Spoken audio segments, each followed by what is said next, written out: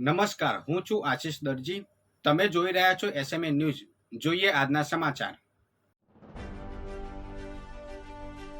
અમદાવાદના સાળંગપુરમાં અજાણ્યો શખ્સ પાણીની ટાંકી ઉપર ચડ્યો. પોલીસ ફાયર બ્રિગેડની ટીમે રેસ્ક્યુ કર્યું, પણ સર્કલ ઉપર ટ્રાફિક જામના દ્રશ્યો સર્જાયા.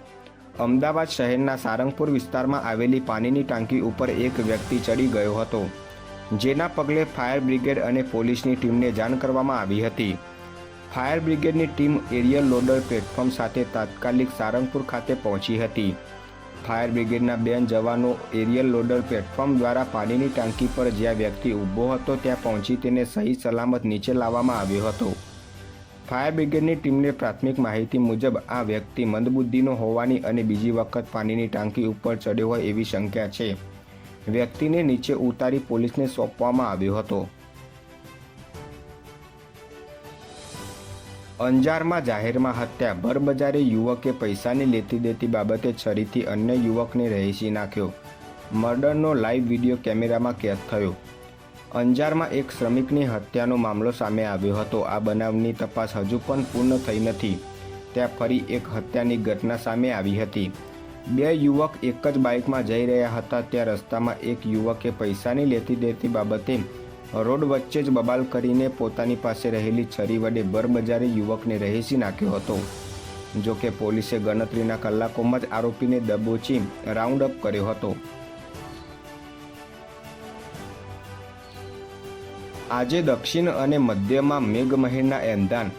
છેલ્લા 24 કલાકમાં રાજ્યના 73 તાલુકામાં વરસાદ. સૌથી વધુ આણંદના ખંભાતમાં 3.5 ઇંચ વરસાદ વરસ્યો. ખંભાતના અખાત પર સાયક્લોનિક સર્ક્યુલેશન સક્રિય થયું છે, જેના કારણે ગુજરાતમાં હવામાન વિભાગ દ્વારા 1 સપ્તાહ સુધી રાજ્યના વિવિધ ભાગોમાં વરસાદની શક્યતા વ્યક્ત કરી છે. આજે દક્ષિણ અને મધ્ય ગુજરાતમાં મેઘમહેરની સંભાવના વ્યક્ત કરી છે. આ વચ્ચે છેલ્લા 24 કલાકમાં રાજ્યના 73 તાલુકામાં વરસાદ નોંધાયો છે, જેમાં સૌથી વધુ ખંભાતમાં 3.5 ઇંચ વરસાદ વરસ્યો હતો, જ્યારે કઠલાલમાં 2 ઇંચ, આહવા, વાંસદા, ધાનપુર, કુતિયાનામાં 2.5 ઇંચ વરસાદ વરસ્યો હતો.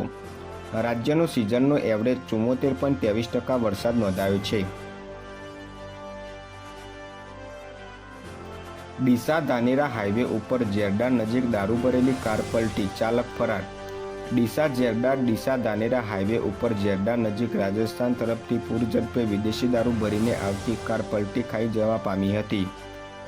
કાર પલટી ખાતા ડ્રાઈવર નાસી છૂટ્યો હતો, જ્યારે પોલીસે ₹75,000ના દારૂ સહિત ₹3,75,000નો મુદ્દામાલ જપ્ત કર્યો હતો.